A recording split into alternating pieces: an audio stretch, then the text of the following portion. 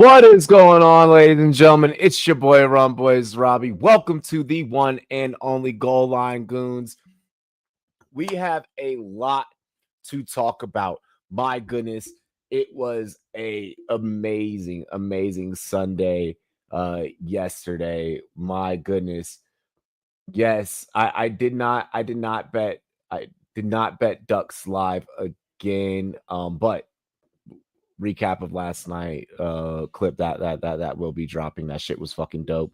Anyone that saw last night, that was a lit stream. What was not going to be a lit stream, we turned into a lit stream in one moment in a matter of just one bet.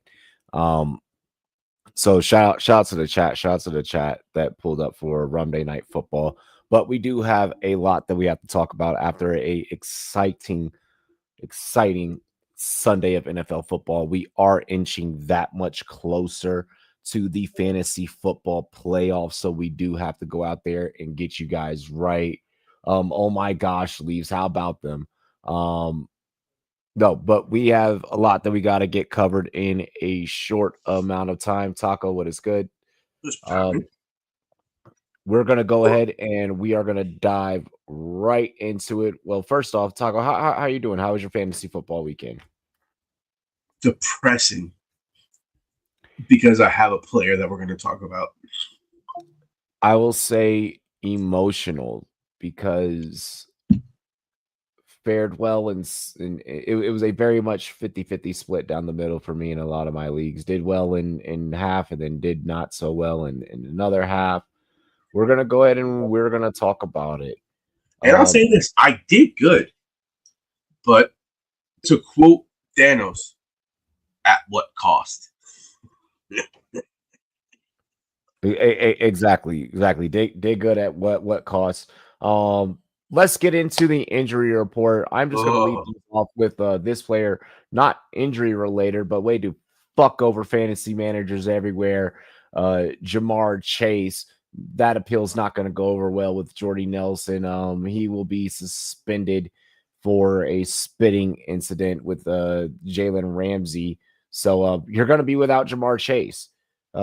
Josh Jacobs is out with a knee injury. We probably won't be seeing him until Thanksgiving. Drake London is dealing with the same knee injury as Josh Jacobs. We're looking at the very similar timetable till maybe like after Thanksgiving for Drake London as well. I gotta say that's where it really hurt when it went down at the London, because they're saying that's the same injury that Ricky Pearsall had suffered earlier in the year, which had him sidelined for about 6 weeks. They're calling it a week-to-week injury, but the next player that you're going to cover, also who went down from the Falcons, and Michael Penix, has even more cause to pause to me about Drake London, because his numbers where Kirk Cousins are abysmal. So we got a double whammy for us Drake London truthers who had him riding one of the hottest streaks in fantasy football.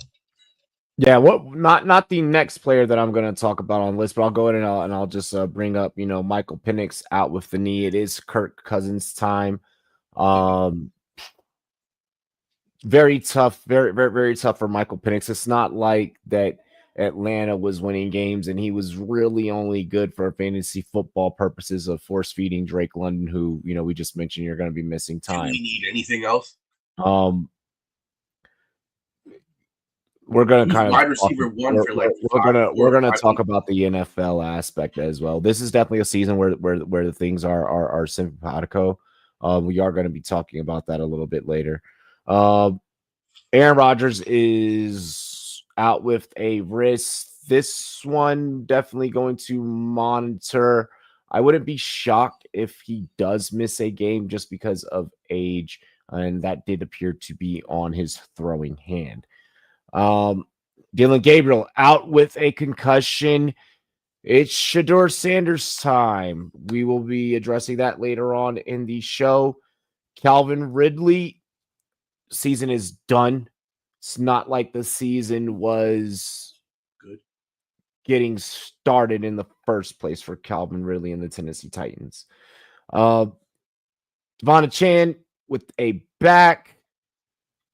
This could be treated on a week-to-week, day-by-day basis with a Chan. Definitely monitored this one throughout the week. And Jalen Warren dealing with a left ankle.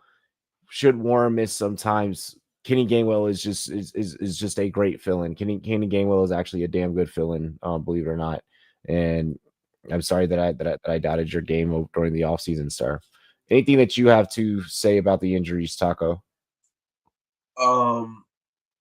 That Jalen Warren injury was a bit interesting because they were scheduled to give him more touches, and then you got Kenny Gainwell going off. So the question is, when he comes back, how much do they ease him back in, and how much of a timeshare is that role going to be, and how viable is Kenny Gainwell going to be over this next period of time while he's hurt? Because he is getting that pass catching role, and there's a good chance that in short yardage situations, you might not want to run him into that brick wall, and Kenny Gainwell might get those goal line touches. So Gainwell could be in line for some high quality touches over the immediate future. We're not saying to the end of the season, but for like the next maybe 1 to 2 weeks, he might see an uptick. Okay. And really quick, hurry up. What?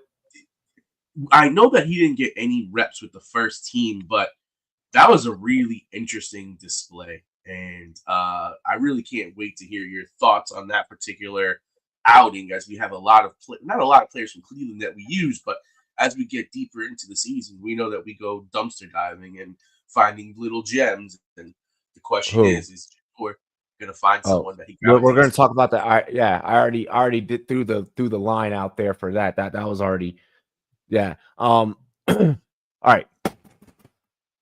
Really quick, let me just rant. Okay.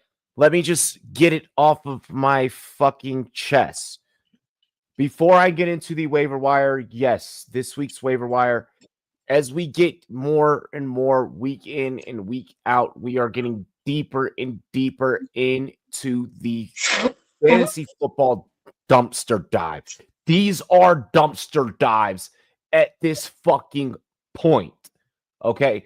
Sure, you may find a week here, like kind of, there's a couple in here that we're going to talk about that, it's like, hey, yeah, like that person has, had like maybe like a dart throw week here or a dart throw week there, and they suddenly pop off. And that's kind of with like a lot of these players you're hoping for. We are at the point where we are playing fucking backups. NFL teams are, for the most part right now, a lot of NFL teams are comprised of fucking backups. So what does that mean for our fantasy football teams? We are dumpster diving. Okay. So before I get into the waiver wire and I get like a lot of, I understand it is not pretty. It's not going to get any prettier as we get into the weeks. You're not able to necessarily go out there and trade, for the most part. This is pretty much the last week. If, your commissioner was like super fucking nice, you're pretty much not going to be able to trade players that are traditionally studs have dud. You have duds that are being studs. It's all over the place. It's all over the place. So as we get into the fantasy playoffs and we gear up for the fantasy playoffs, be ready to just throw fucking haymakers. Name value is not going to win you a fantasy championship this year. It never does any year. This is the year, though. This is the year where so be ready for some ugly starts and sits. Because some of them are going to be, you're really recommending me to start that? Yes, I'm fucking recommending it. All right? Because all we could do is go off of data, analysis, and film.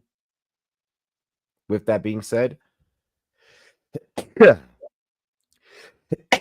it. Terrible time to sneeze after the rant. Let's get into the bye weeks. Taco, do you want to run through the bye weeks for us? Yeah, I mean, we got a couple of bye weeks this week. This week feels like it's a haymaker kind of week with the bye weeks and the I injuries. put them in a particular order. All right. So we got some big boys coming up. We have the Denver Broncos, Los Angeles Chargers, Miami Dolphins, and the Washington Commanders. And they need a bye. So what this is meaning for you out there in fantasy land, obviously no Bo Nix, no Cortland Sutton, no Troy Franklin, no RJ Harvey, no Evan Ingram. You are all out on your Broncos. No QJ, no Lad McConkey, no Keenan Allen, no Justin Herbert. This is actually good for the backfield as an entirety of the Los Angeles Chargers. The Los Angeles Chargers, and even for those of you that have those receivers rostered, we know from kind of how their season started hot and then it started getting cold with some of the injuries that took place at offensive line. We know that this team needs the bye to kind of figure out how are they going to be able to prevail as an offensive line with no Joe Alt to be able to get time for Justin Herbert to get the ball downfield. So perfect timing for bye week for those of you guys that have Chargers. Not perfect timing if your team relies on your Chargers. Dolphins, Noah Chan, no Ollie Gordon, no Jalen Waddle. That's for the most part. No Malik Washington. That's for the most part like what we're concerned about there. And then the Washington Commanders, no Chris Rodriguez, no Bill, no Zach Ertz. Extra time to see what happens with Jaden Daniels in the arm, and see if they even choose to put him back out there for the remainder of the season. But you're pretty much missing all of your Washington pieces. No Debo. Terry's probably not going to fucking come back for your team. That shit sucks. Let's get into the waiver wire. Your top waiver wire ads heading into week 12, percentage owned. Okay. These are my numbers as of that I gathered as of last night. Obviously, these are obviously going to look different on your apps as of real time today. Trevor Lawrence, round about 30% available in most leagues. He's only about 30% rostered in most leagues. It's not that I'm necessarily saying that I'm liking starting Trevor Lawrence. Okay. It's more so that the defense provides him extra opportunities to maybe just be that much better if I'm in a situation to where my quarterback is on bye with as many teams that are on bye right now. Or if I'm in a situation where I lost a Rodgers or, a Penix, more so for Superflex with the Penix situation. But you guys get what I'm saying. Thoughts on T-Law? T-Law is one that bothers me. I just don't trust him. Every time I play him, he burns me. He has some good weeks every now and then. Personally, I think I'm gravitating towards another name on this list, who I talked about last week. But yeah, I'm just not sold on T-Law. Like you said, he gets some opportunities to redeem himself, but overall, I find him to be rather pedestrian. Like if you look at his scoring, he has 15, 9, 21, 17, 19, 26, 11, 7, 19, 10. Like, I'd rather have the other guy on this list. Should I say the guy? I no, not yet, but I love how you say I love the audience knows they watch the show. They know that there's going to be more than just one guy. I know, but like I rather the other person on this list. That's a lot of play. That was my segue. That was my transition. Yeah, no. I love it though. I love it though. One thing that I will say about Trevor Lawrence, for those that maybe just looking at the option. For me personally, this week I don't like it just because it's against Arizona. But I do want to just make sure I kind of throw some props out there for the fact that holy fuck, he is QB2 playable. He is bye week villain, like like serviceable. He is, believe it or not, QB fucking 14. I am shocked. I thought he would be lower.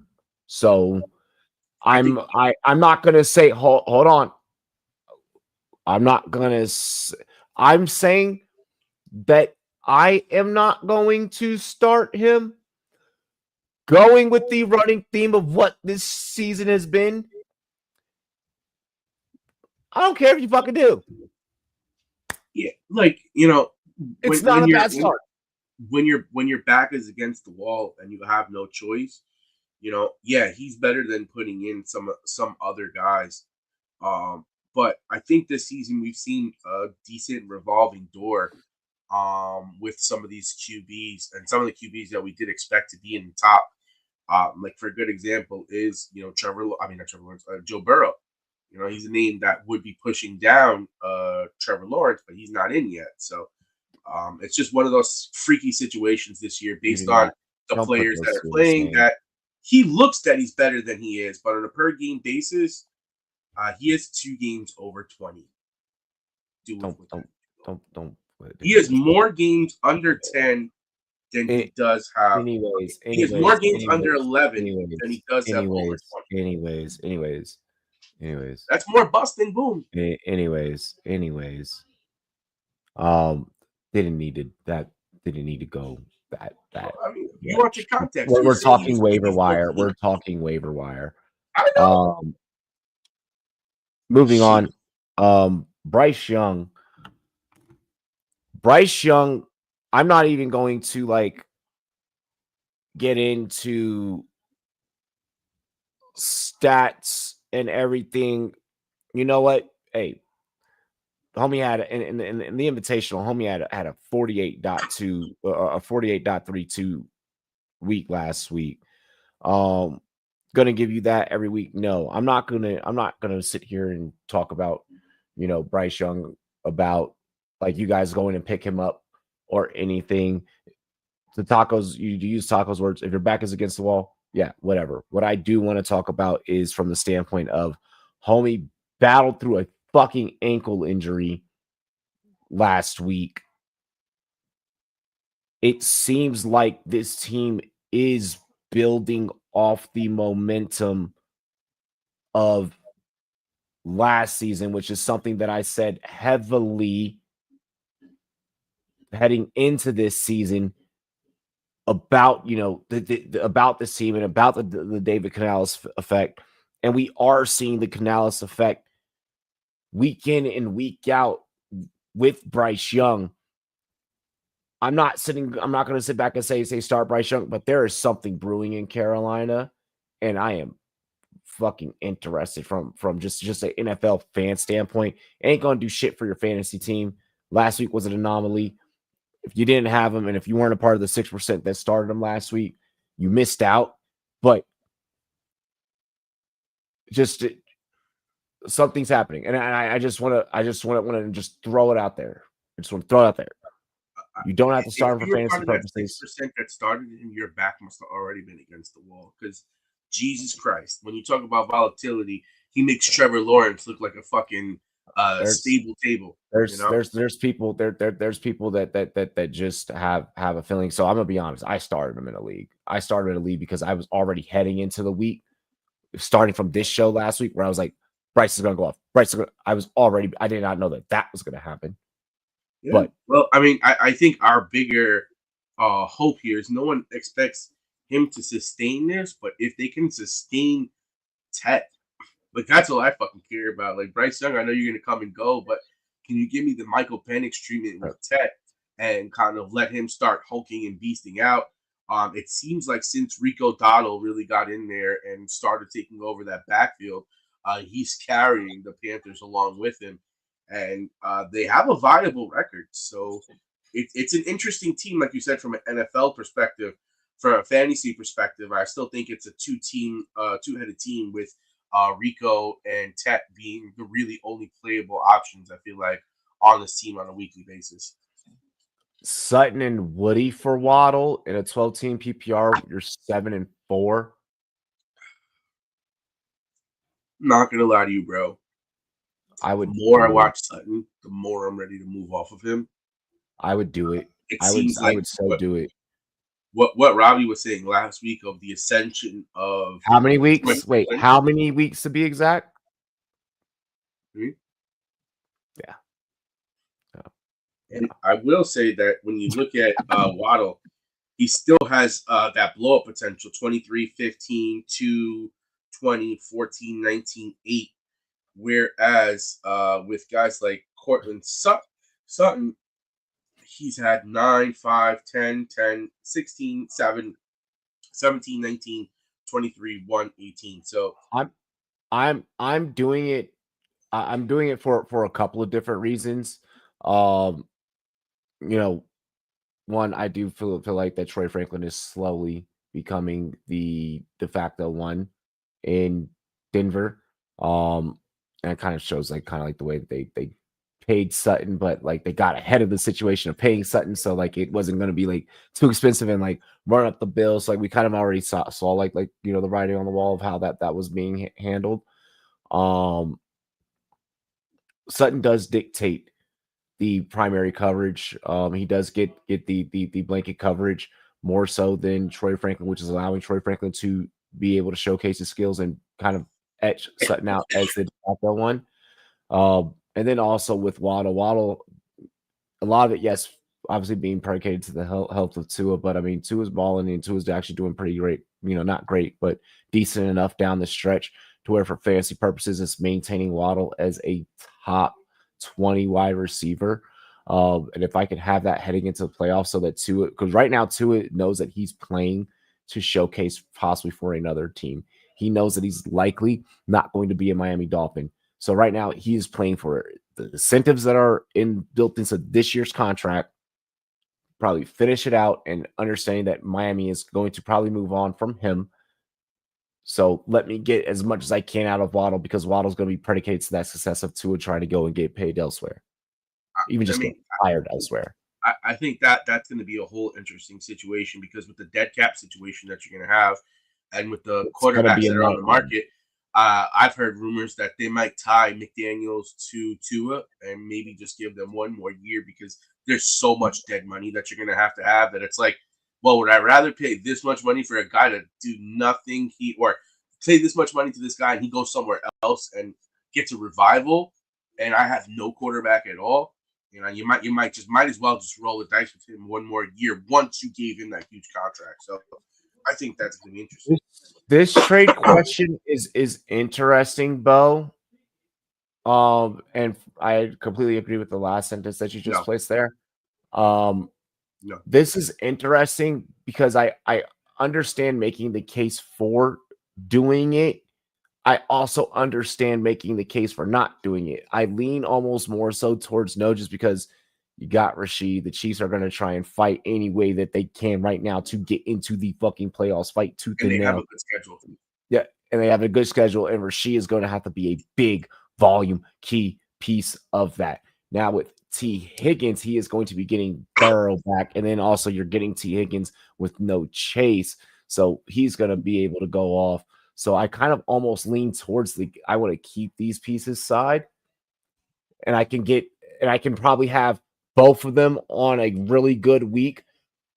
Both like have Puka-like weeks a piece on the same team versus just me having a Puka, or even like I just feel like having the high octane of both heading into the playoffs is better. With the way this year has been working and with the history that Puka has, all you need is like the week before your playoffs for something to happen. Next thing you know, you're down one of your top players. Not saying that's going to happen, but this year's been a war of attrition. And I think we're now at this point, we're erring on the side of depth if possible. Like if all things are equal, I think, Puka is the number one, but you're still talking about two receivers like that could be wide receiver ones on any given week. I love your receiver set. I love your receivers. You have JSN as well. Yeah, I'd rather keep the volume there. Yeah, we're staying. I want to keep I want to keep this waiver wire going. Jacoby Brissett, Taco. I'm going to give you your flowers. You called it last week. Yeah. In a loss, Brissett had a franchise passing record. I really like record. I like where he's trending just from a throwing perspective, because he has established a beautiful rapport with Trey McBride. And when you look at the amount of touchdowns that McBride had before Brissett and with Kyler Murray and post, it's a significant upgrade. And if we look at his last 5 starts, 20.7, 19.7, 24.84, 19.42, and 21.8. He's currently rostered in 35% of Yahoo leagues. But if I was to say that there was one quarterback available of all of these guys that I would take, I would definitely be taking him. And then I have one wild card name that I think could be interesting going forward. And that's because the Jets made a move and they're removing Fields from starting quarterback and they're putting Tyrod Taylor in. No. I think that's an interesting situation to watch. No. We have guys like Trevor Lawrence and Bryce Young on this list. No. I do think that he has some pathway to, much like Jacoby Brissett, I think that Taylor could play himself into those desperation situations. I do think so. When you look at his numbers. Anyways, nope. I'm sorry, Taco. Got it. Nope. I gotta take this question from Michael here. It's more important than this take. Just traded Tyler Warren and Walker and Tez for Jamar Chase. I have Barkley, Henry, and Kittle. Thoughts? I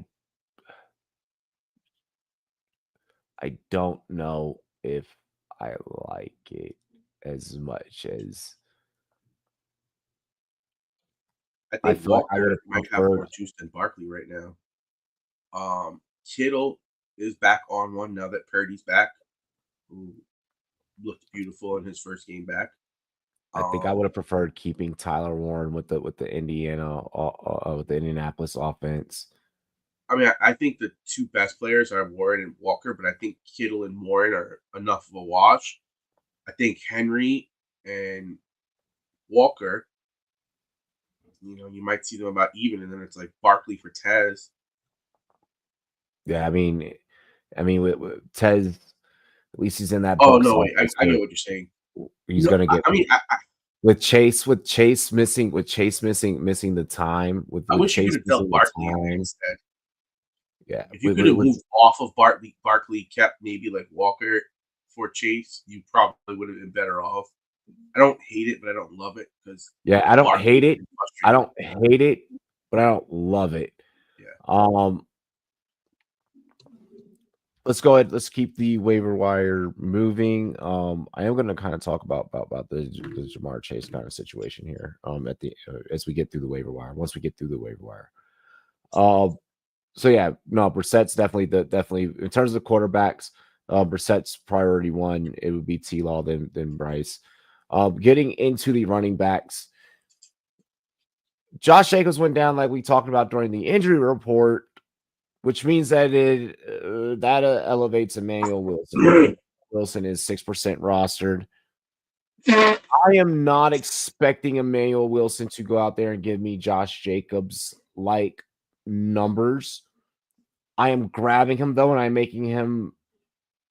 If I lost Josh Jacobs, this is the easiest pivot to try and slide someone in with the nature of the waiver wire as we go through. So Emmanuel Wilson is an interesting one. And then obviously Kenny Gainwell is available or is only rostered in 38% of leagues. So I want to make sure I throw that out there. Kenny Gainwell available or only rostered in 38%. See if you can go and get him. Devin Singletary, he's rostered in 25% of the leagues. Sean Tucker had a fucking day, okay, for the Tampa Bay Buccaneers. Obviously, we saw that eventually. We know how things go. Rasheed White, he'll be good for a hot minute. he does eventually start to get phased out by whoever the back is. So with that being said, with that being stated, that's how I kind of feel about Sean Tucker. Keaton Mitchell, 2% rostered. Slept Derrick Henry there. I don't know exactly how I feel about Keaton Mitchell. And Chris Rodriguez on a bye week. This is probably the only chance that you could probably get him with as barren as things are, but it looks like things are cleared up in Washington, and he's going to be the back that they utilize. Jason, I'll get to your question in a second. No, I know what you said, Michael. That's why I said that's why I answered your question the way that it was. Taco got confused on your question. That's why I said I don't like it necessarily, per se, just because you're dealing with Jamar with the whole suspension situation. My point was I don't like. If you would have switched Barkley with Walker, I probably would have liked it more because Barkley's trend lines for this season are pretty bad. I know. I get what you're saying. If you would have moved off of Barkley, I know what you were saying. Yeah. No, I'm saying to him because he would. Yeah. Again, I just much rather would have. See here. Yeah, he has Barkley, Kittle, and Henry on his team. Exactly. Yeah. He traded away Walker, Warren, and Tez to get Jamar, which, I feel like that's just too much firepower that I'm not giving away for Jamar, who hasn't had a great season. Because KW right now is starting to percolate, and he could be getting more touches. I mean, it's more so that I just would much rather have the more firepower, and I don't want to take Jamar Chase on the, having dealt with dealing with the suspension. I'm also getting rid of Tyler Warren, who's attached to a high power offense. Yep. It's not terrible. Like you could do worse. Yeah, Tez isn't bad, and he is linked to a high power Bucks offense. I just don't know if I would have done it with the season that Cincinnati has had. Jason asking, start one this week. Purdy, Brissett, or Trevor. Got Bo Nix on bye. Who is better rest of the season, Bo Nix or Purdy? I'd probably roll Bo rest of the season. In terms of who I'm starting this week, probably Brissett. Nope. I'm rolling Purdy, and I think Purdy's better than whatchamacallit for the rest of the season. Last week, he had 200 passing yards and 3 touchdowns. This 49ers offense is ran by a monster who can plug and play like anyone. But Purdy is his guy. And Purdy has shown Post QB6. I'm taking the person that's on the precipice of crossing into the top 5 and could finish in the top 5. I'm going for the person leading the AFC West. I'm taking Bo. I'm taking Bo. If I'm gonna get more top performing weeks than not, if I'm gonna take someone that I don't, all it takes for Purdy to get knocked back down again. Not fucking with that. See, this is where I tend to disagree a little bit because from what we've seen from Bo Nix, 12, 5, 18, 23, 39, 13, 17, 25, 13, 26. He has 4 games over 20. QB5. What? Yep. He is currently QB5. He has 4 games over 20, but in his last 3 games, 18, 5, and 12. Even last week in the game versus the Kansas City Chiefs, where we expected him to be able to put together some firepower, Brock Purdy outscored him. When we look rest of the season, he has Washington, Vegas, Green Bay, Jacksonville, and Kansas City. I understand all of that. I trust that San Francisco offense significantly more than I trust this offense over here with Denver. I've seen Brock Purdy and Shanahan rock. We've also seen Mac Jones consistently put up solid numbers when he's behind quarterback. Now, you also add the factors in of Ricky Pearsall's back.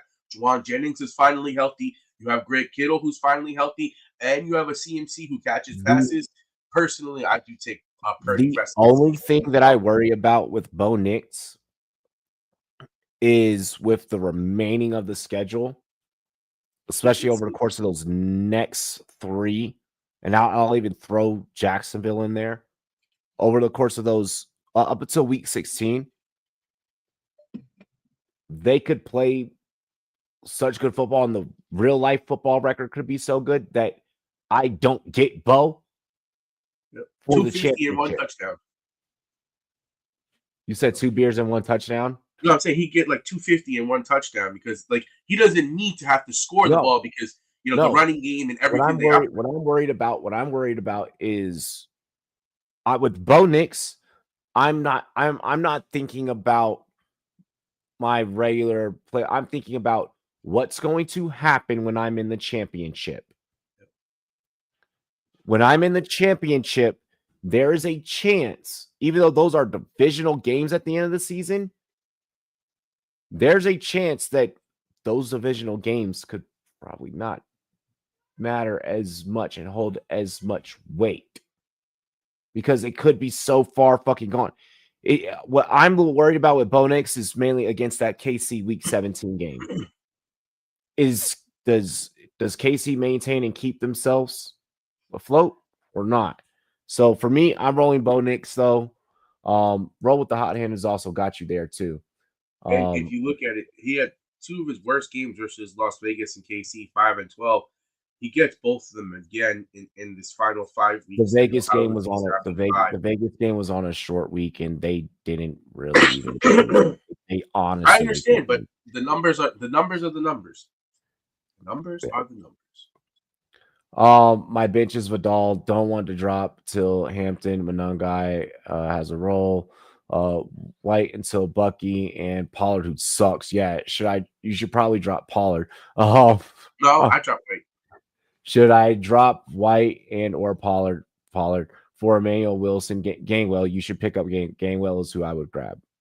I would drop White because of Tucker's emergence and Bucky coming back. White's path to relevancy is fading fast, whereas Pollard at least is still in a 2-back role where even though they don't play great, I would keep White I would rather have Pollard right now just in case last week was a fluke. And then White would be the next piece that I would drop with Bucky coming back, but it would be Pollard being that he's the least, he's the most expendable. He is the most expendable out of all of those. I don't know. Because you have Bucky coming back. Start 2 this week. Wandale, Shakir, and Sticky Ricky. Might have Purdy if I win in waivers. Start 2. It's going to be Wandale and Ricky. I'm definitely starting Shakir. Shakir over his last couple games. Last game wasn't good, but the 3 games before that, 20, 11, 12, 6. The games before that, 6, 11, 17, 14. He's been a trusted PPR weapon for Josh Allen. They have games versus Houston, Pittsburgh, Cincinnati, New England, Cleveland, and Philadelphia.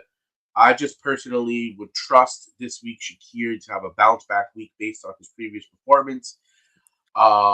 He has been one of the more stable wide receivers on the season with Wandale.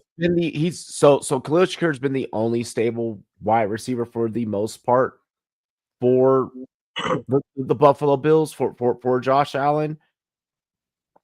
I think that was more of a case of a nature of that game. I love Shakir as a start. I mean, but this is a damn good situation to be in.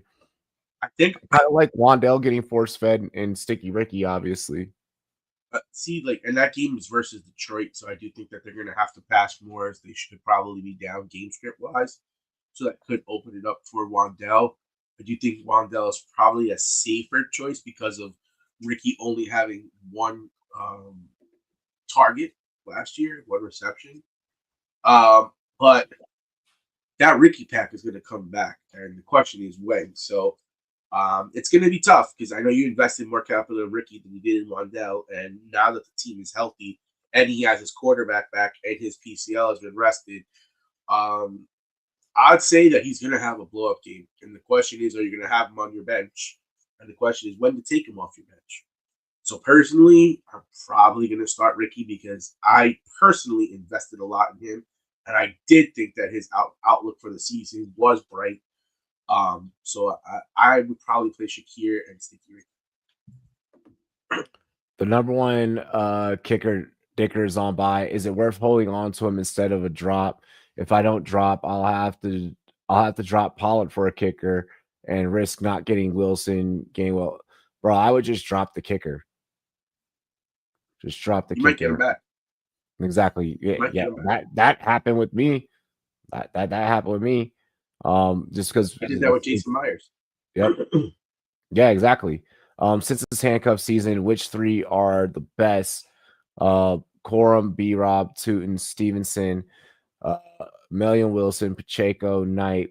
Also have DJ Moore on my bench. Is he droppable to get 4 of these boys? I am not taking 4 of them. I'm not also dropping DJ Moore yet. No. Yeah. None of those guys are like Corum, yes. Wilson, yes. Knight, man, they've been talking about Benson coming back for a while, so that's muddy waters. Like I really exactly. The Cardinals I'm staying away from, but I mean, Corum. What's great about Corum is that if anything happens to Kyron, you're immediately now slotted. So like it's just an immediate pivot. Emmanuel Wilson kind of already gives you that a little bit right now, but Emmanuel Wilson is definitely limited in his role. I think that Stevenson could have probably gotten. I don't know what Stevenson's going to be. I don't know if I want to fuck around and find out. Tootin is just you're needing Trevor Etienne is playing out of his mind right now. Like or Travis, I'm sorry, Travis. Travis is playing out of his mind right now. So I mean, there's that. Should I drop Dak or Jones or drop one of my handcuffs of Corum, Bijan, or Algier? Need to pick up a wide receiver this week. I usually use Jones weekly as my QB. I'd probably be sticking with Daniel Jones. I would drop B-Rob more than any of them because B-Rob would be who I'm dropping. As much as that CMC injury could happen at any time, you're playing for an injury. You know what I mean? So if you need a wide receiver this week, go for what you need instead of playing for the injury. Yeah, start Daniel Jones. Standalone value right now because of his touchdowns, and Corum again is playing up towards against Daniel value. Start Daniel Jones, drop B-Rob. That one's easy. Godwin Mooney has a broken collarbone. Shepard, Yoshi, Ao. We're not starting Ao. Coker, Leggett, Tillman, Judy, or any Jets wide receiver with Taylor starting. Yes, I know they're all gross. I just want 10 points. If you're just wanting 10 points and it's a start 2 situation, then Godwin and Yoshi are probably who I'm going for. Leggett's been getting a lot of looks lately too, though. I'm not going to front. There.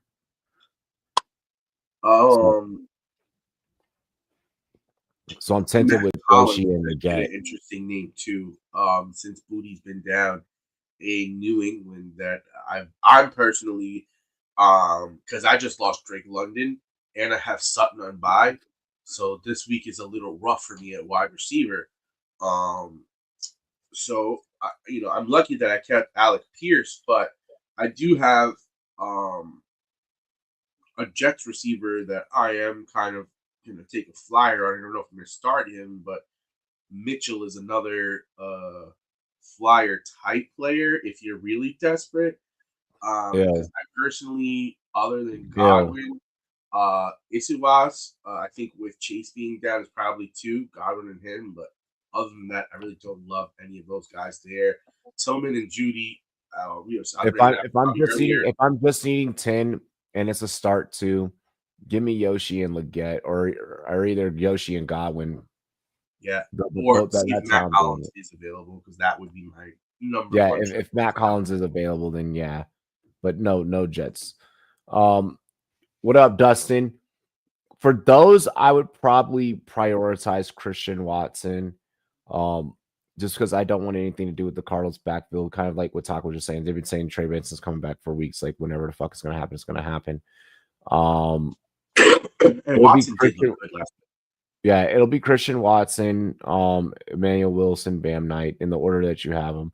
In regards to how much fab, I'm not dropping a whole lot. Depending on 5%. how much that you have, like 5%. Like for Bam, I put in almost like a $0 like waiver claim for him. If I get him for free, I'm happy. If I don't get him, Exactly. Yeah. With any of those guys, I'm not. Realistically, there's a chance that they could say, "Hey, you know what? Benson's cleared for practice this week. He's good to go."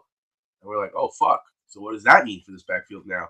How much burn are they going to give him? How much less burn is these other guys going to get? It's just going to be a sticky situation. If I got five fab to throw, 5 it is.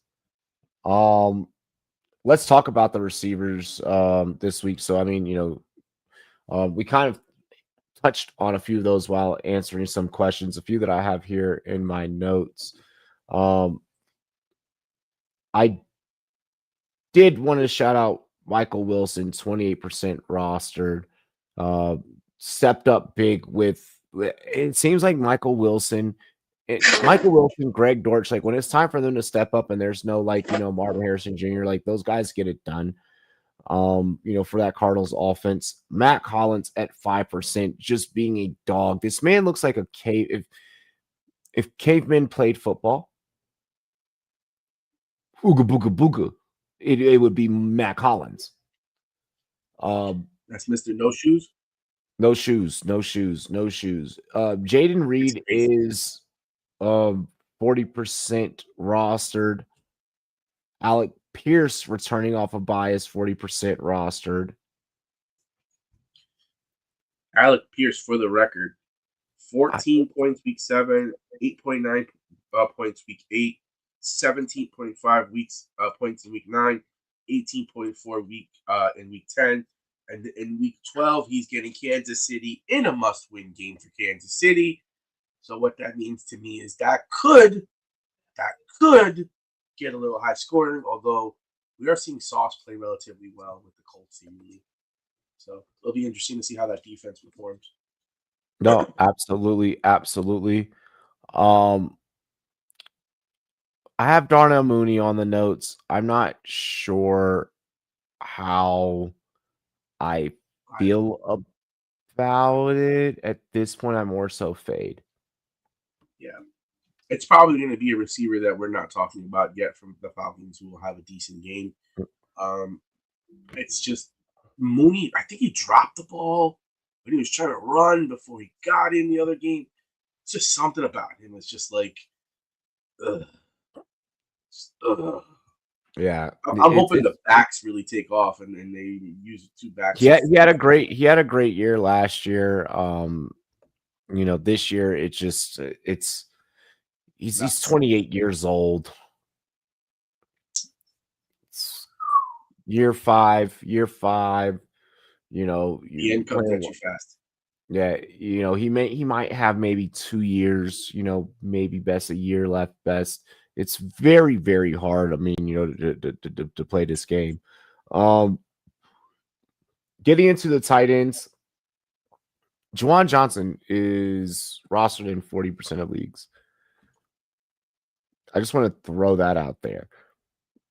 Juwan Johnson is still out there. If you are struggling at tight end, which I know that a lot of you, here's the thing, is that I know for a fact a lot of you are. Real time, he's at 58%. Last night it was around 48, or he was around 40%. Real time is at 58%.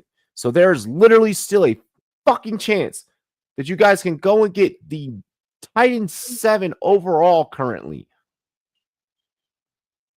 It's a top 100 fantasy player right now. I don't care that he's with the Saints. I'm so tired of bringing this man up on episodes. And then seeing people on social media complain in fantasy football groups and shit about their situation. And then I literally go and I'm like, is Juwan Johnson available? And I'm like, I didn't think about that.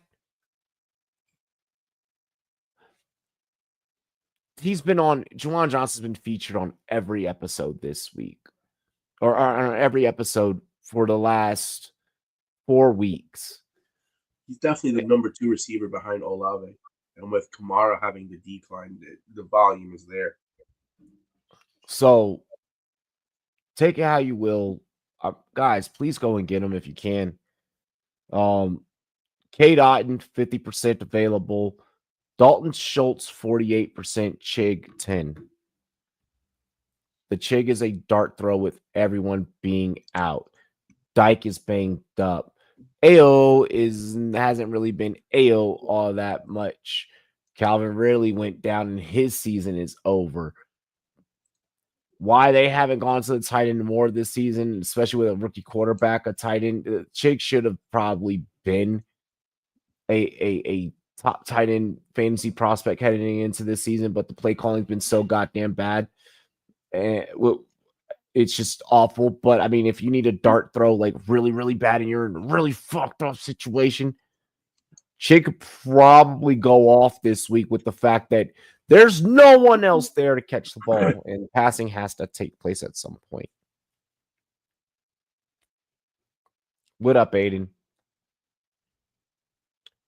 With that said, anything that you want to say to round out the waiver wire? No, I think we're ready for the next segment.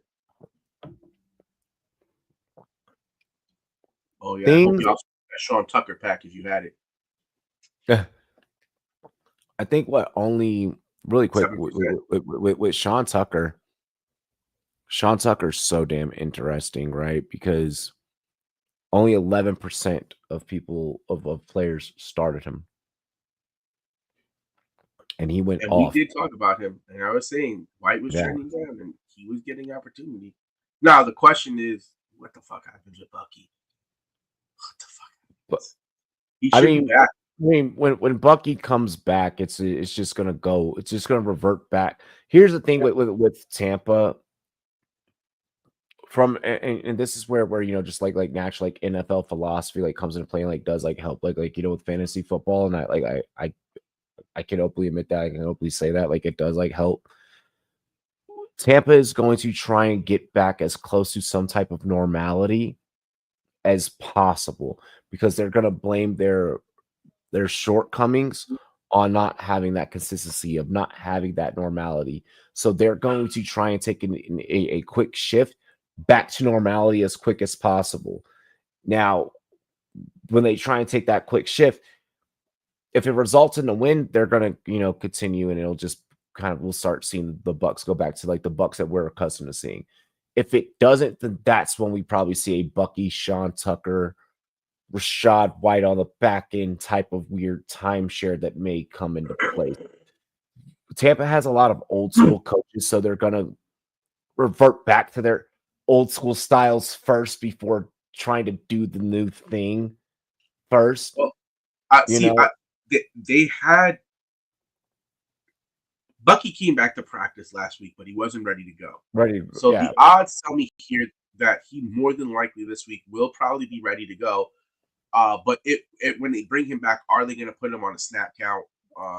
What does the volume look like initially? Because with their record at 6-4, and with them really only having to fend off the Panthers for this division, I don't feel like you have to rush Bucky back into high pressure or high impact touches, which again could give Sean Tucker a little bit more room. I think the next 2 weeks could be a little muddy in this situation based on, you have Bucky coming back, and you probably want to ease him back in because you need him for the playoffs more than you need him for right now.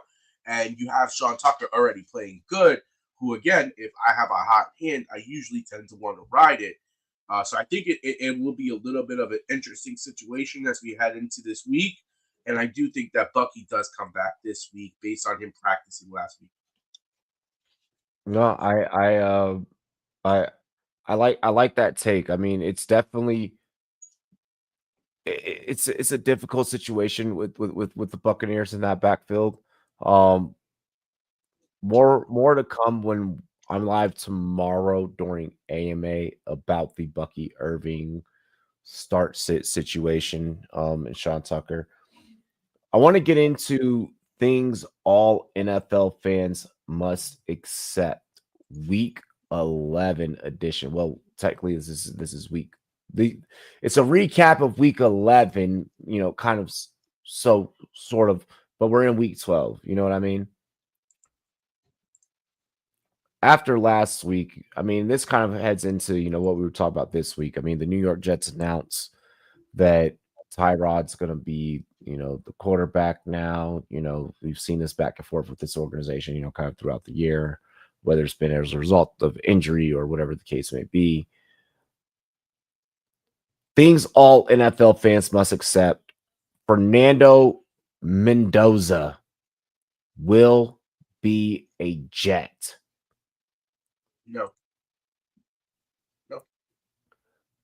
I am going to say yes. This man is the healthiest from a characteristic standpoint, level-headed, well-controlled. He's the number one QB prospect. Right? The way he as of right now, Mendoza's looking like he could potentially be the number one QB prospect. This is the NFL draft. The Jets are going to win one or two bullshit games and fuck themselves like they've done their entire fucking history. And you're going to see a team like the Saints or the Cardinals or possibly the Raiders ending up in a position to take this quarterback. Because I don't think that the Jets are going to have the worst record. I guarantee that Tyrod Taylor is going to pull some shit out of his fucking hat where they're just going to win some stupid fucking games. And it's like they had no business winning that game. But the Jets are going to jet. And just like the Giants. How many times do we see this in the Giants? It's like, oh my God, we're one pick away. If we didn't fucking win that game, we would have had Drake May. But no, we had to go out there and win that fucking game. And that is New York football at its finest.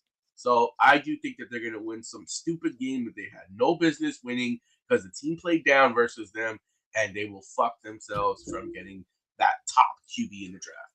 If you haven't gotten a chance, go watch Indiana play football. They are balling.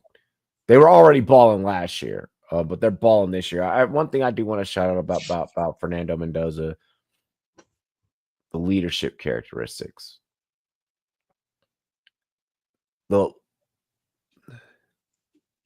people are not going to like this Latino QB, Mark Sanchez all over again. I'm dead.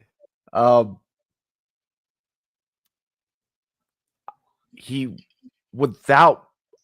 haven't heard much about the kid. I've only seen him do interviews a couple of times. Man, heard players kind of talk about him, heard coaches talk about him. The leadership characteristics of this kid and his understanding of, trying to actually have a team, not just on the field, outside of the locker room as well, and what it takes to kind of, build that, and, taking the guys out, going, to dinners and, trying to have like a lunch, at least like once a week, making those extra steps, those extra efforts. I like it, and I think that it could be a decent fit for the Jets. But to your point, the Jets will find a way to fuck that up. I don't know how I feel about that one coming across my news desk today. Things all NFL fans must accept as we head into Week 12. Ashton Jeanty has been the biggest fantasy bust. What are you doing? Did you hear me? Something came across. My son was moving. Ashton Jeanty has been the biggest fantasy bust. No. I would say Saquon Barkley is. I would say if I am just purely evaluating, and I'll tell you this: going into the preseason, if I am, you can't evaluating just from like a draft standpoint.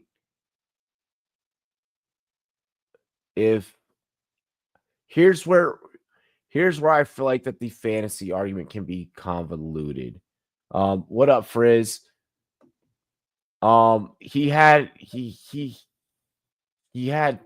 30 against New Orleans. Like that's not. He is a bust. I'm not saying no, but there was no way I was taking him in the first round. That offensive line for the Raiders didn't look great, and you're really just going off of vibes. There was no empirical evidence that showed you he was worth it. In the preseason, he did not have one solid game at all. That is people just trying to say, oh, his physical talents are so great, he's just going to come in and dominate. And to me, that was a player that I was staying away from the beginning. He Saquon Barkley, on has the other hand, it's very hard to argue that you're not spending a top 7 pick on him. And it's very hard to not argue the fact that he has not delivered what you expected from a player that was like the number 1 player the year before. But with that workload, I did expect him to have a down year. Here's what I'm gonna say. BTJ is a bigger bust than Genty. Here's what I'm gonna say. Fantasy bust. No. Bust? No. Undersold expectations? Yes. Barely meeting expectations or meeting expectations in a very mediocre manner? Yes.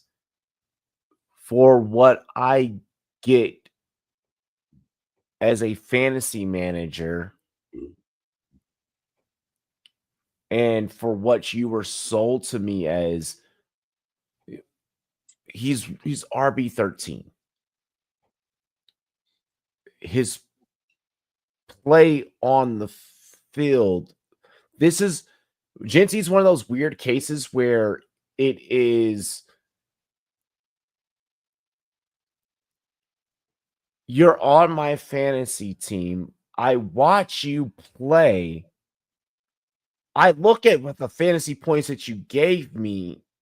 I look at where you're ranked in fantasy, but I watch you on film and I'm like, motherfucker, how? And it becomes one of those things where it's like, see, this is where it's the distortion, where this is a fantasy game and then this is like real life.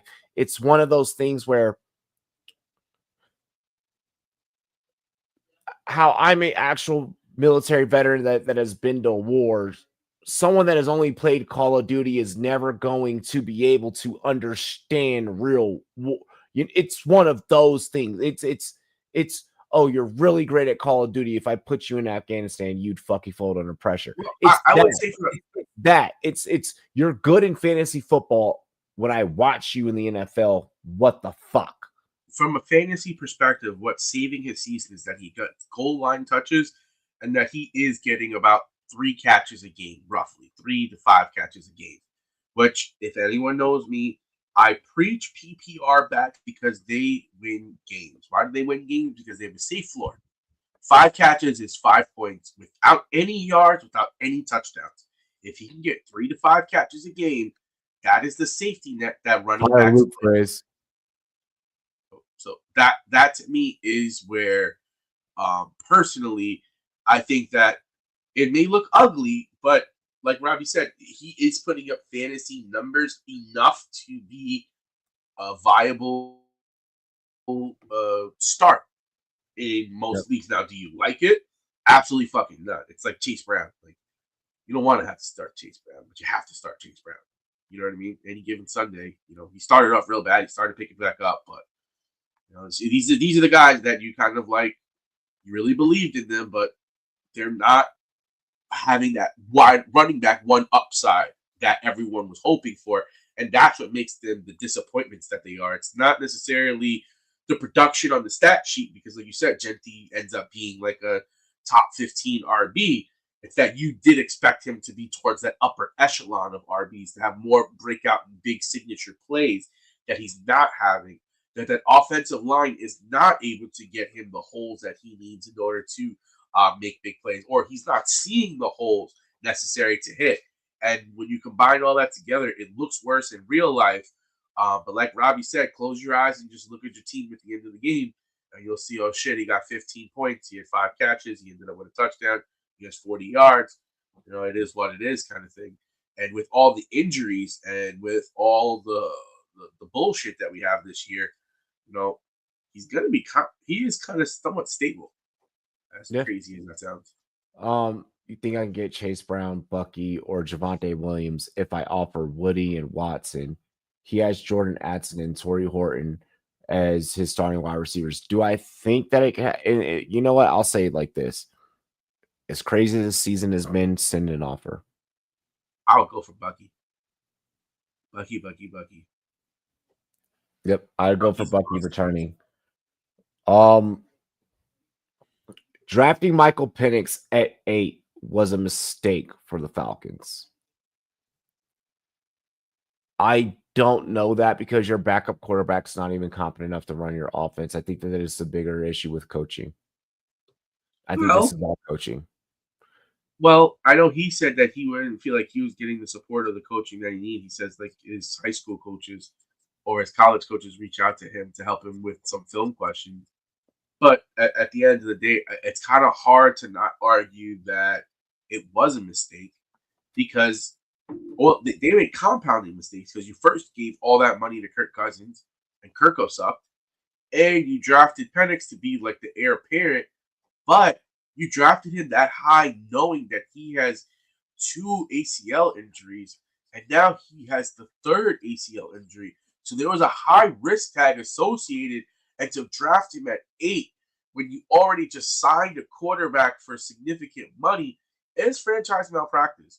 That is franchise malpractice any way you slice it. Because as we see, there's guys in the 2nd and 3rd round who come in and are serviceable enough to get you to the point. Now they're probably back in the running for a quarterback, but they don't have their pick because they traded it to the LA. I'm not gonna say that drafting Penix at 8 was a mistake. That's super high. That's a Daniel Jones mistake. I'm not gonna say that it was a mistake. What I will say is the mistake is if you are going to draft if you're gonna draft any quarterback, forget who it was. If you're gonna draft any quarterback, Raheem fucking Morris does not need to be the head coach. That is plain and simple, and that is the only way I can put it. The mistake is the coaching pairing, not the player in that situation. Should I start Watson, Pacheco, Mooney, or Boudier? Watson. I don't even think Boudier is back this week. Yeah, Boudier. Yeah, I don't think. Yeah, Boudier is not back this week. The Chiefs won't make the postseason. Thoughts? It's interesting. I see that they're like one game out of the playoffs with Jacksonville ahead of them, and they have a relatively soft schedule going in. I personally do believe that the Chiefs will make it because if you're the NFL, who the fuck would you want to make it of all these teams? So a little hanky panky, a little how did they get that call? Oh my God, where was that hole? It's about that time of year. You need to make sure that your face of the league is at least in there for a high-powered, high-octane run, particularly with them missing Rice to start the season. So that obviously impacted them. So I do think that they will take that spot. I think that Baltimore doesn't take a wild card spot; they take a division spot. So that there's that. Depending on where you're looking around, it's about a 51-57% chance. With that being said, with that being stated, I am going to still say yes, just because of who this team is, and they are going to figure out a way. And I'm just going to be honest, the NFL is going to figure out a way to fucking get them in. Like, who would you rather have in hurt Aaron Rodgers or fucking Mahomes? It's not about what I want. Fucking. Well, who would you want if you're Goodell? Yeah, exactly. Roger Goodell's gonna kind of figure out his own scripting and his own shit. Yep. But all jokes aside, the Chiefs are gonna find a way though. Yeah, Things all NFL fans must accept. Week 11 edition as we head into week 12. The Browns have set up Shedeur Sanders to fail. Absolutely. I was not expecting players. I guess in a way. Okay. Let me carefully word this. In a way, I guess when it happened, I wasn't expecting players. I know that Shedeur came out and he stated that was the first time I ever threw the Jerry Jeudy. Flex JMO versus Giants or Kamara versus Atlanta PPR. I probably would go JMO at this point. Kamara's been mid. Yeah, and you have Laporta who's out. Exactly. Start Purdy or Dart, 6-point passing and rushing. Dart, I don't even know if they play Dart this week. Yeah, they might need him back, so I go Purdy. Yeah, I'm gonna go Purdy. Getting back into the topic that we were talking about really quick.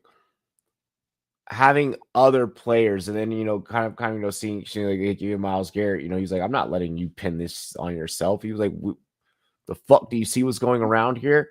And I think that Shedeur was trying so hard, like in the post game, to capitalize the little bit that he was on the field and already showed the leadership abilities, because in his mind, even though he hasn't been playing, he is the starter. Lester did go over to consult them. So like there's something to be said for chemistry and rapport in a game of timing.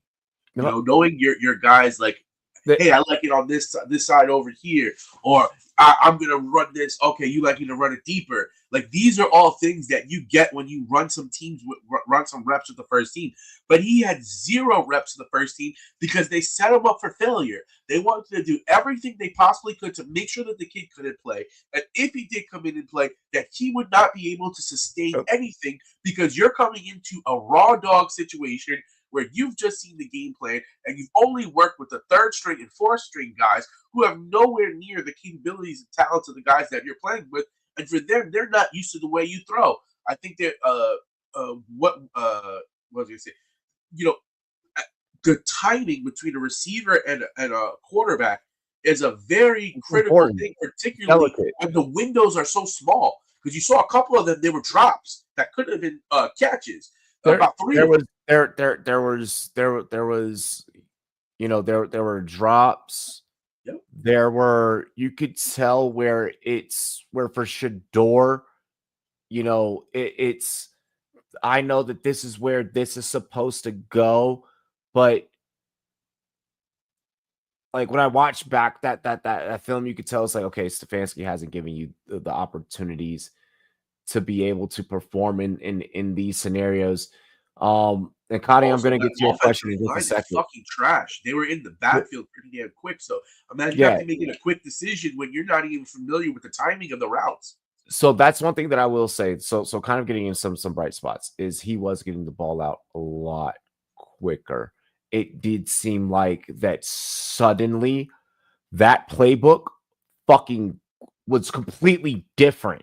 They went from that whole game pretty much not passing and keeping Dylan Gabriel very much protected to when Shedeur got out there. It was okay. Obviously, you're down, and obviously, it's late in the game at this point. But they were up. Yeah, but They were up. They were up. But it obviously became all right. Now we're going to go into this very erratic passing, type of thing, and they changed the playbook. Very, very much so, which, not necessarily bad because Shedeur can do different things. And we saw that in that little bit of film that we got. To not, especially after you've already traded Flacco away, to not have had these things already starting to develop. Hey, in case Dylan goes down, we need to be prepared for X, Y, and Z. Or how about this? To see what you fucking have. Yep, exactly. Like, Dylan Gabriel was not going out there looking that amazing that you could say he is my quarterback of the future because he wasn't. So that's malpractice to not at least have the kid getting 20% of the reps. Maybe the last couple of plays before, send Gabriel out back to the locker room, let him get taped up or whatever he needs, and Shador, run a couple plays. Let's get used to this. Here's our quick 2-minute drill. Hey, here's a couple check down There's plays. certain things that should be simulated always in practice. The backup quarterback, even still in practice with any organization, usually does get some type of reps. It is simulated, usually a injury drill of, hey, this is what's going on. So it is a shame. Yes, they 100% are have set him up to fail. And they need to get rid of Stefanski, and Shador needs to get the fuck out of there. I don't know how much of that is really on Stefanski because he's trying to do the best he can with a shitty situation. I think he's a solid coach. You're the head coach. Front office doesn't tell you don't let him get practice reps. That's a you decision.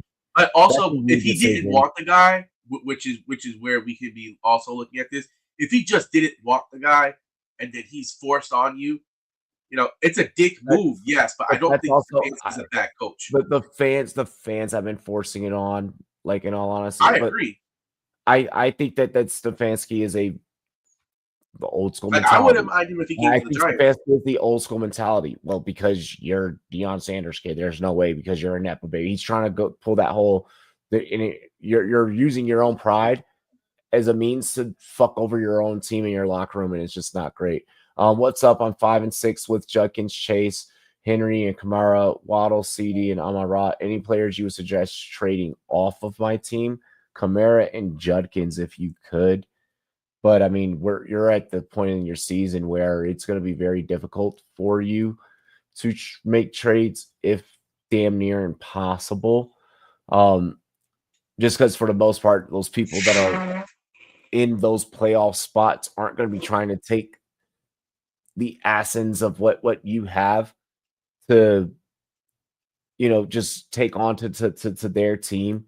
You might be able to prod away bench pieces at them, but for the most part, your top seeds, your people that are already, for the most part, going to be locked in or projected to be locked in, aren't really going to be really tinkering around. You might be able to trade with lower seeded teams and see if you can convince them. But the pieces that you have to give away don't have a lot of bring back home value. Even if you were to package them together and try and see if you can bring back a single player, it's probably going to do more damage to your roster than it is going to be to help at this stage of the game. 100%. 100%. Geno Smith won't be a Raider next season. I think they have a better chance of getting the Hispanic quarterback than the Jets. The Fernando Mendoza to the Raiders. I could see TB12 being like, all right, you motherfuckers, Geno, you out. Fuck you, son. What do you think of? So I found this very interesting take from Bruce Arians the earlier day. He was like, Max Crosby is getting up there in age. And while he's still got it, while you can still probably move on from him, get you a veteran offensive lineman, draft 2 linemen, still rock out with Geno, because he hasn't been necessarily like on film, has been looking bad. It's that you have no receivers. You have no premier talent to catch the ball. So maybe beef up the offensive line, get the skill positions in order, rock out with Geno for one more year, and then the next year go and get a quarterback.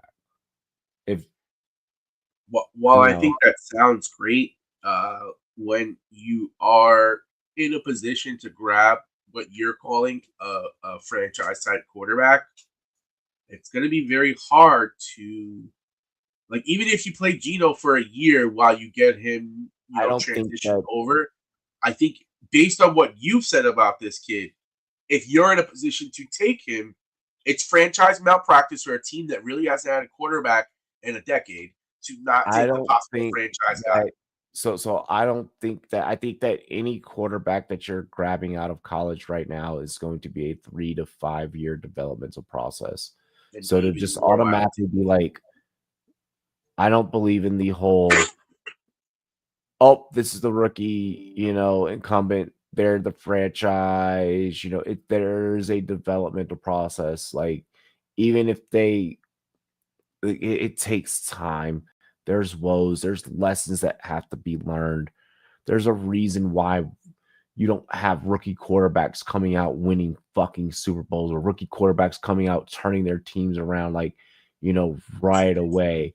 You know, there's you have instances, there's not there, it's a piece that can help build them towards the future, but it can also be a detrimental piece. uh, Like here's the thing.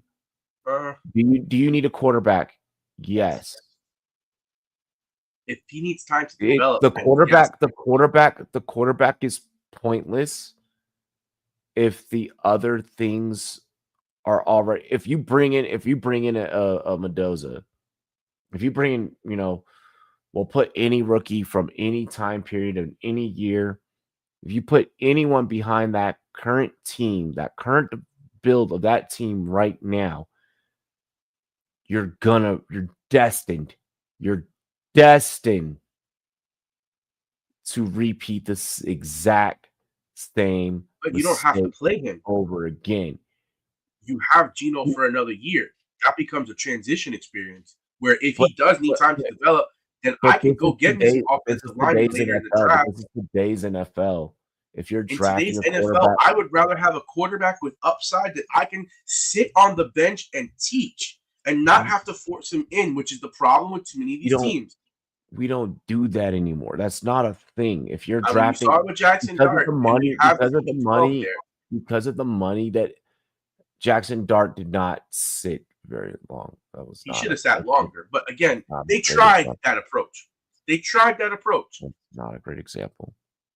They literally signed two quarterbacks to play The before him. And yes, the by week last 4, he the, took over. the And that's last because time Dable was the going for his last job. time let's see, because I don't even think Personally, I don't care what anyone else has done before. If I am the Raiders, I can sit him because I have Geno Smith there, and I don't necessarily need to run him out immediately. If he is as accurate and as leadership oriented as he is, the quarterback is by far the most so valuable the position only on the field. time so just I went through and I just looked. That is a later when you're drafting them in the higher rounds. The typical narrative is at some point during this season, you are starting and you are taking over this That's a team. wrong narrative. And that's because they let the media push them around. He's ready when he's ready, It's but the not. coaches don't have the goddamn It's not the fortitude media. because they're It's afraid not for the their job. media. It's not the media. This is there's finances, there's business and stuff like In that. the business, at the end of the day, the quarterback is the most Later, valuable position. You your have 4 or 5 your years in that later contract. round quarterbacks, your later round first round quarterbacks. Those are the guys that usually you take a chance and they usually sit for a while, for at least a year or two, and then they're placed in your Rodgers, Whatever your you Patrick want. Mahomes, your etc. You can do Yes, whatever you you want as a can coach. do whatever you want.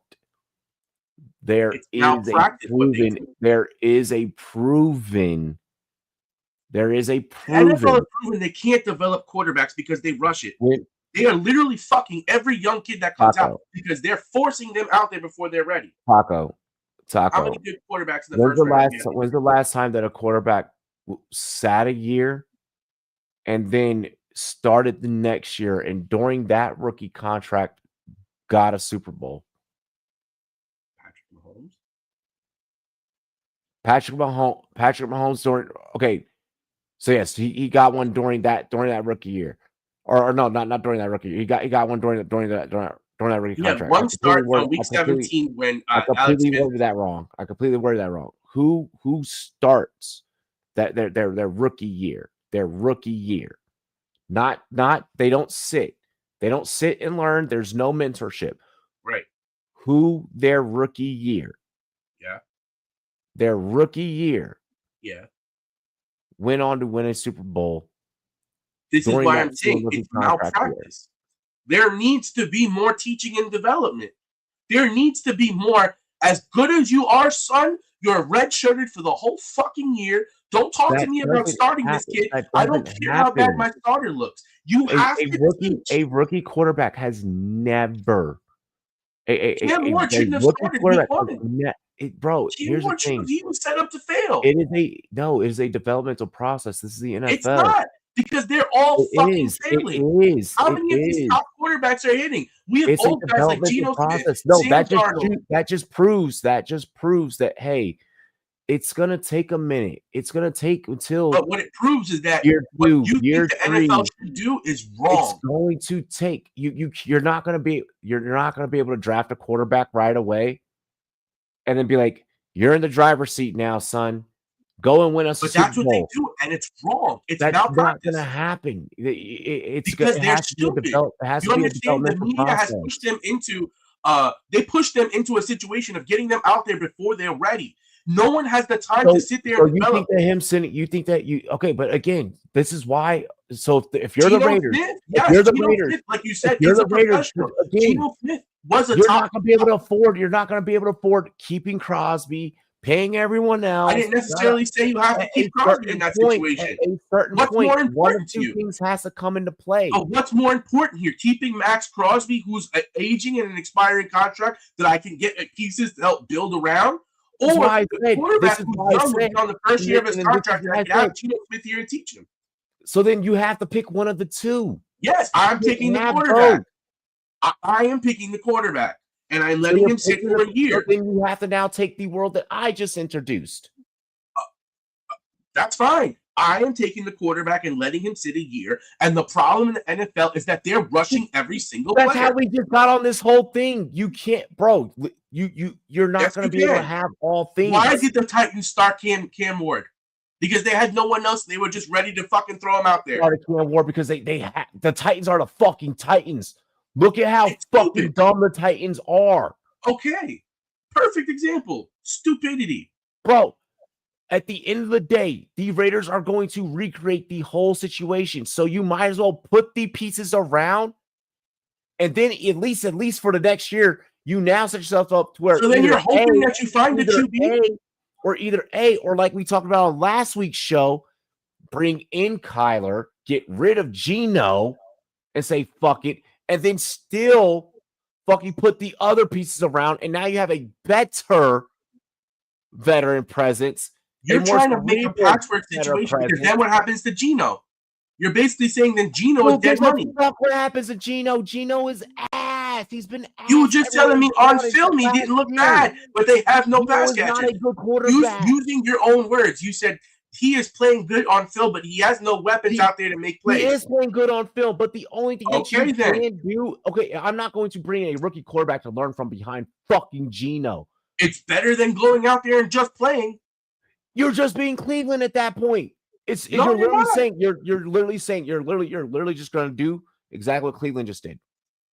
Because all that's still going to be there is all. You literally define you define this kid as being one of those quarterbacks that has leadership. Well, how are you going to get the offensive line? So okay, if you're going to keep Geno, where are you going to get the offensive line pieces? When you trade Max Crosby and I have a second round pick. And then I have money for free agency. Lisa's sitting here saying that you can't move off that contract. Move off the Max Crosby contract? I'm pretty sure you can find a way off Max Crosby. The Dallas Cowboys have a lot of money that they're sitting on. He's literally throwing here a fit. You're not like, yes, they drafted 2 offensive linemen this year, one of which can't fucking stay healthy. Congratulations, you now have Elijah Vera Tucker. Personally, I don't see. If you have the opportunity to take the quarterback and you're going to sit back and say, do I take Kyler Murray and hope I can revive him and try and fight with Geno Smith's contract, which I won't be able to trade? Bro, or do I go and let Geno play one more year while I develop the rest of the team? Because the following year, you also will have capital to get another offensive lineman. You're the fucking casual. Your offensive line is ass, and you're trying to sit here and defend a fucking team that sucks and a running back that stands straight up in the fucking backfield. You need to blow it all up. Hit the fucking red button. Blow it all up. We drafted 2 in the draft. They are healthy. They are not fucking healthy. JP fucking J goes down every game. Every game, this man is getting pulled off the fucking sidelines. Are you serious? But you also have to get time to develop. Like, you don't come in and you're not perfect. This is where also coaching is too fucking like, I need to win right this second or I'm fired. There is no fucking development in the NFL, and that is why quarterback play and scoring is significantly down. This is why we have guys like Joe Flacco still being viable in the league, because you can't let anyone learn how to play quarterback. Quarterback in the NFL is different than in college. College is not the NFL, and people need to stop making it like that because the defenses of the NFL are too good. At the end of the day, I agree.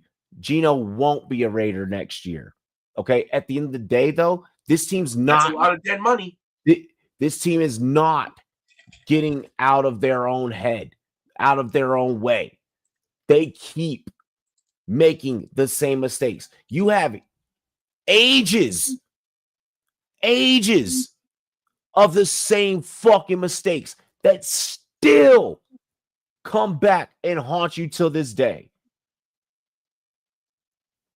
There is zero way to fix the Raiders until the Davis family is no longer in control. Final topic, Myles Garrett is a lock for Defensive Player of the Year. It's hard to argue against such a beast that's a pass rush, but kind of sucks that it can't be a player on a good team. I will say this. He did this to himself. He did this to himself. Yes, there is definitely Nick Bonito, but Myles Garrett being in the conversation of Defensive Player of the Year on a team that is as bad as Cleveland is,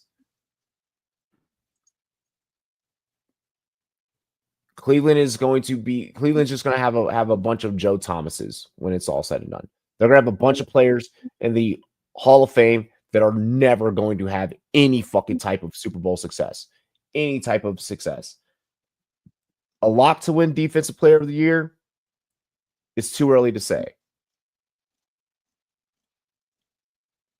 Would I place a bet on it? Yes. Again, his ability to pass rush is a game record that necessarily doesn't need plays called for him, where he just get up and go. So it's a little different than like at most any other positions, and there is no pass rusher like him right now in the league. He is the best. Alrighty. Final sentiments, final words, final thoughts. The Patriots are going to be a fucking problem. Let's go Hendo, baby. Patriots are going to be a problem down the stretch. I still think that they are a couple of pieces away for like future seasons. I think it's not going to be an easy pathway to a Super Bowl. What up, Frosty? What up? Hell no. Hell yeah. It's not going to be. Well, they have the Great White Hope. What the fuck? That's what Drake May is. He's the Great White Hope. He's the successor to Tom Brady that they always dreamed about. My favorite was when you saw that his Drake May's girlfriend was baking, and they're like, "Oh my God, make sure he gets his take care of our husband." Yeah. Tom Brady's girl never made us cookies. Yeah. So it's not going to be an easy path. I think that their defense is legit. The defense is legit. Is legit. They're developing a running game. Receiving core has the ability to still be. When you get into January, February, you're playing against those upper echelons defenses. Those defenses that can just say, "Oh shit, this is playoff football," and they can just turn it on with the flick of a fucking switch. Yeah, I think that's going to be difficult for those defense and running game travel, and they're going to have to come to New England, and in New England it's going to be nice and cold, and that's again made for defense and running the ball which with Mike Vrabel and with what he's doing with Hendo, I think that sets up a very beautiful recipe for success. That is my wild card right there. It's again, to me, not that clear cut, and also like they're going to be better than the Bills. We don't know that. We don't know that. The Bills, that defense is suspect. That defense is suspect. We have a lot of football left. We have a lot of football left. We've played a lot of football, and they're the front runners. As of right now, I would say them and the Colts are the two best teams in the AFC. As of right now, and they're both based on defense and running. What I will say about the Patriots is, like I said, I could see that Achilles heel rearing his head, real ugly later down the stretch. I could see that maybe being the thing that once you get divisional-ish round and just like fuck, so that's gonna that's say that about anyone though.